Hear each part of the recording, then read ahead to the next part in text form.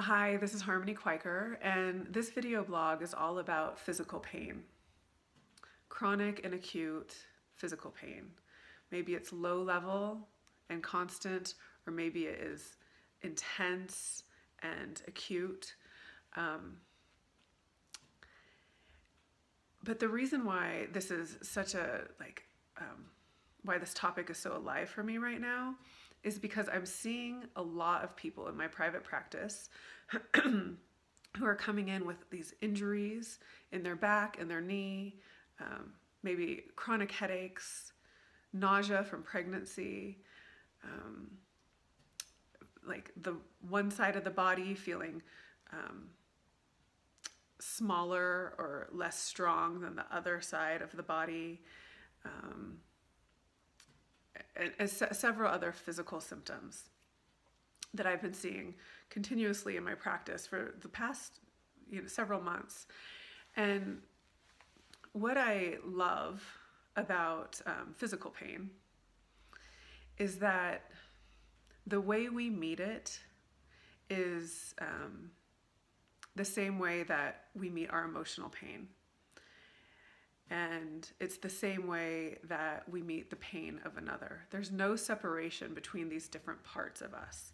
There's this way that the mind can really look at a physical ailment, especially if it happened from an accident. Like I saw a woman the other day who had a skiing accident and she had surgery on her knee and she's not sure if she's going to be able to walk. Like the doctors say she should have by now, but she hasn't, and she's in so much pain. And this happened from an accident. And the way we meet this part of ourself is really indicative of how we meet our whole self and how we meet the world. So before I say more about that, I want to share with you that I have lived my life in chronic pain. About 2 years ago, I met this amazing body worker who actually undid this physical trauma that happened to me when I was a baby. But before that, prior to 2 years, I had literally spent my entire life in chronic pain. When I was 5 months old, I was put on the top bunk of a bed and my parents were at a party. I was sleeping, and so they thought I would sleep up on the bed. And I woke up and I started rolling and moving and, trying to get my parents, and I fell and I hit my eyebrow on a dresser, and then I fell the rest of the way onto my shoulder.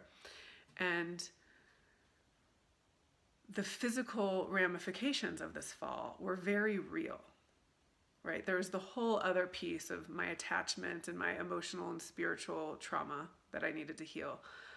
And there was this very physical experience of this fall that lived in my body. My atlas was constantly out. My shoulder was rotated. I had scoliosis. The tension in my upper back was so intense. I could sometimes just barely even be in my own body. It just hurt, and I didn't want anybody to touch me because I was afraid that if they touched me, it would knock me out worse. And I was constantly going to the chiropractor, put me back together, take this pain away. And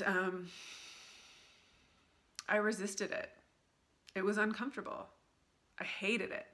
I hated being in pain, which meant I hated my body. I hated the experience of being in my body.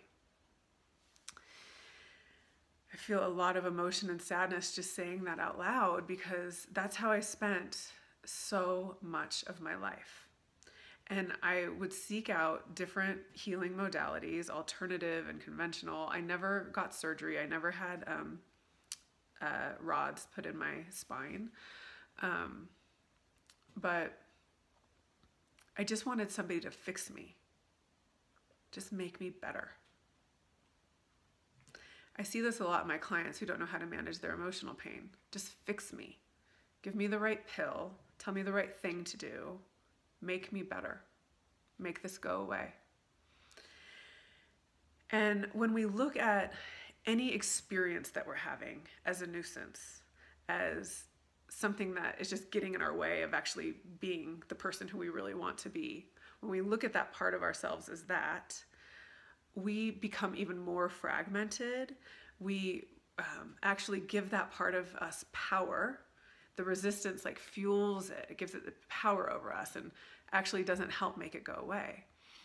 And what I learned from my healing journey with my back and with my old head trauma is something very simple. And that is, when I meet any part of myself with resistance or hatred or disdain, that's how I meet my whole self. Because I'm not a separate, fragmented person. I am one whole, unified person. If I hate the pain in my back, then I hate me. There's actually no separation. That might sound extreme, because there are parts of myself that I did like, during that time. But the truth is I actually did hate being me. I didn't know how to be in deep connection with other people. I didn't know how to meet my emotional needs. I didn't know how to validate my anger and speak it from a place of truth.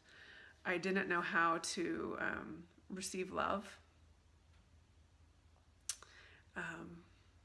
And I didn't know how to meet myself in a way that was loving and kind and compassionate. And once I started to embrace my whole self, my truest self, when I started to cultivate an identity with my truest self and allow that identity to wrap my whole self in love, then I was able to feel the integrated healing energy that happens when we're aligned. So when we're identified with our alter ego or our split self, we resist our pain. We think there's no solution. We feel separate from everybody else, and we feel small and disempowered in who we are. And there's nothing like physical pain that causes us to feel really disempowered, like, I have no control over this. And when we feel that smallness and that contraction, that is the indication that we need to shift back into our true self. And part of that is by cultivating a relationship with our witnessing mind, so that we can witness what part of ourself we're living from.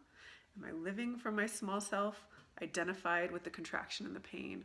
Or am I in my expansive self, where the healing is possible and solution is possible and connection is always inherently available? And for me, that is the deep, beautiful value of physical pain.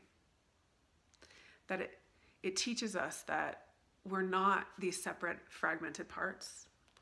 It teaches us how we meet ourselves and how we can meet this pain in a deeper and fuller way. And it teaches us that we're not disempowered and that we're not separate. So the body screams out in pain when we're not meeting the other parts of ourself in this deeper way. Like, that's the way that it's getting our attention, that the universe is getting our attention. And so right now, if you're experiencing any pain, may it be physical, emotional, psychological, or spiritual, I just want to suggest that that this pain is here as part of your healing, as an essential component to your healing and to your becoming a more integrated person. And I want to invite you to look at this pain wherever it lives within you, in your mind, body, or spirit, wherever it is. Just close your eyes and turn toward it. And wrap it in the love of your compassionate heart. appreciate the story that it's here telling you. Appreciate its message. Not trying to do anything about it, not trying to change it, just using your conscious awareness to wrap it in love and gratitude. Soften your relationship with it. Maybe even make room for it with your breath, like breathe around it, creating spaciousness for it to be. And from this place, I just want to remind you that your consciousness is powerful. You, your true self, is powerful. And may we all be connected to that truth and power within. From my heart to yours, so much love.